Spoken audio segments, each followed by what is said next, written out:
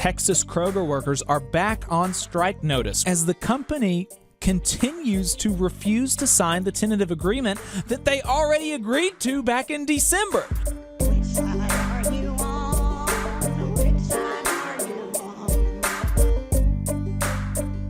This is a segment that we like to do every week where we talk about what happened in the last week in the labor movement in the South.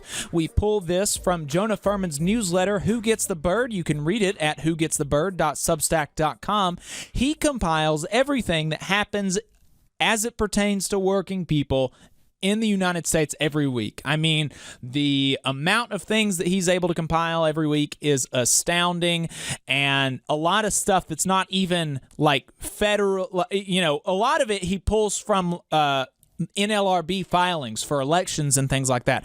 But a lot of stuff he just finds like local news articles about, a sick out or something like that. A sick out of 47 school bus drivers, that's not reported federally.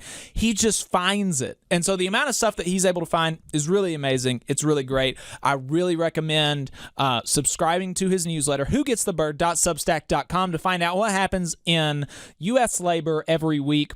But for what happens in Southern labor, you can stay tuned. We'll get right to it. In new organizing, 4 tree trimmers in Asplund are organizing in Paintsville, Kentucky with IBEW Local 369. 80 workers who make rockets for Aerojet Rocketdyne in Huntsville, Alabama are organizing with the Machinists. I talked to David earlier this week when I was preparing. I was like, hey, you didn't tell me about this. What's going on here? And so he told me a little bit about it. So that's pretty cool. That's exciting. Yeah, that's exciting. Looking forward to supporting those workers however we can. 28 RNs for Atlantis Healthcare in Mayagüez, Puerto Rico are unionizing with $11.99 SEIU. 10 sanitation workers for Euro Caribe Packing in Vega Baja, Puerto Rico are organizing with the Teamsters Local 901.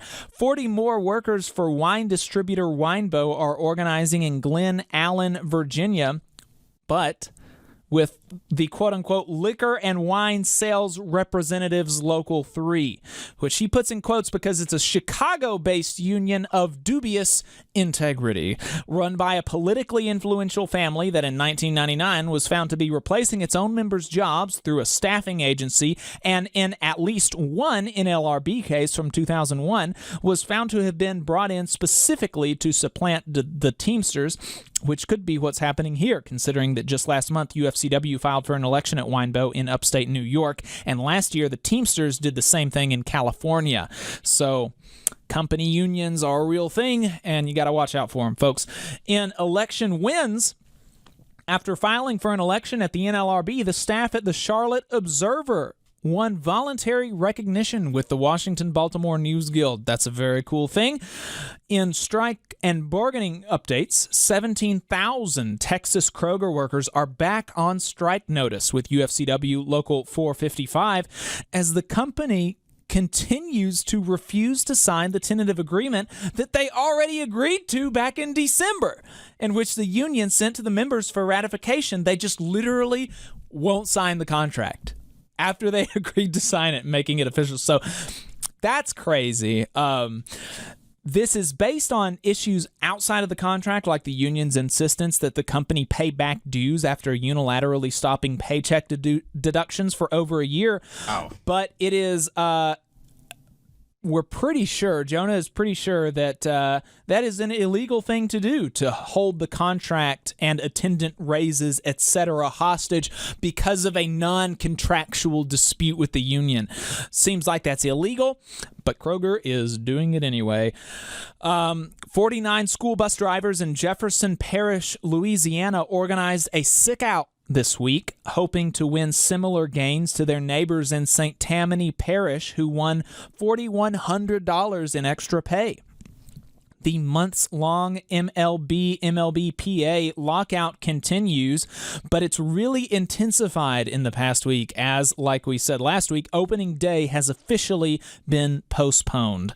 The first time a lockout has affected, this is the first time a lockout has affected the regular MLB season, so that's pretty wild. UE Local 150 municipal workers in Charlotte and Greensboro, North Carolina, rallied for fair pay. Transit workers with ATU Local 1593 in Hillsborough, Kentucky, Florida, Hillsborough County, Florida, have rejected a last best and final offer from the Hart Transit Authority and are launching a campaign, WTF. Where's the fairness, to take their fight to the board and the public. And finally, in political fights, the Kentucky Teachers Retirement System sold off its investment in Russia's Sberbank the day before the Russian invasion, losing $3 million on its initial $15 million investment. That is tough. That is tough. You just saw a clip from the Valley Labor Report. We are live every Saturday morning from 9:30 a.m. till 12:30 p.m. And we pride ourselves on keeping all of our content free to everybody so that we can talk to as many working folks as possible. If you support the work that we're doing, you think that it's important, you think that it's good, then consider making a monthly contribution to the project, and you can do that on our website, tvlr.fm.